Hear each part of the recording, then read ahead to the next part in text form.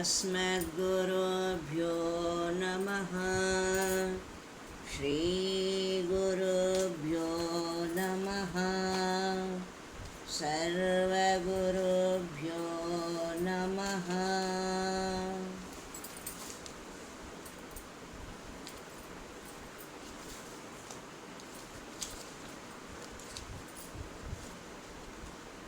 శ్రీ చిన్మయానంద స్వామి సందేశం.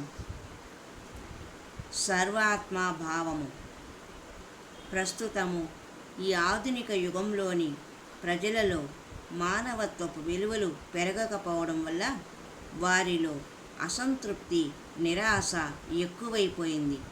అనేక మంది హంతకులుగాను, అవినీతిపరులుగాను, విద్రోహులుగాను, దోపిడీదారులుగాను తయారవుతూ ఉన్నారు. ఎక్కడ చూచినా అశాంతి, సంస్కారము కరువైపోయింది. ఆప్యాయత అసలే లేదు.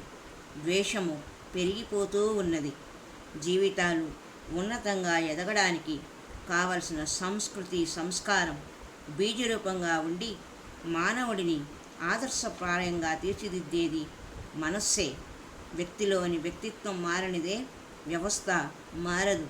మనలోని దుష్టభావాలను అంతం చేసుకొని మానసిక శక్తిని వృధా చేయకుండా సరి అయిన మార్గంలో పెట్టుకొని ఉన్నతంగా ఎదగాలి.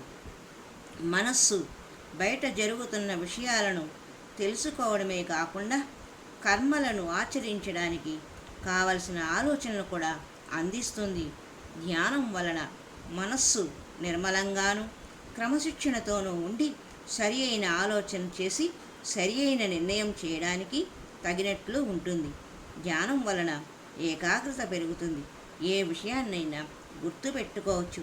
బుద్ధి సూక్ష్మంగాను, మనస్సు ఉత్సాహంగానూ ఉంటాయి. ఉన్నతము, ఆదర్శము, స్థిరము అయిన ఆలోచనలు ఏకాగ్రత పొందిన మనస్సు నుండే వస్తాయి. జ్ఞానంలో ఆలోచనలన్నీ ఆగిపోయినప్పుడు మనస్సు నిశ్చలంగాను, నిశ్శబ్దంగానూ ఉంటుంది. నిశ్శబ్దం అంటే శబ్దాలు లేకపోవడం కాదు, నామరూపాత్మకమైన సంకల్ప వికల్పాలు, నేను అనే భావం లేకుండా, నేను అనే భావం కూడా లేని మానసిక స్థితి. ఈ నిశ్చల స్థితే ఆనంద స్వరూపం. అదియే నీ యొక్క స్వరూపం.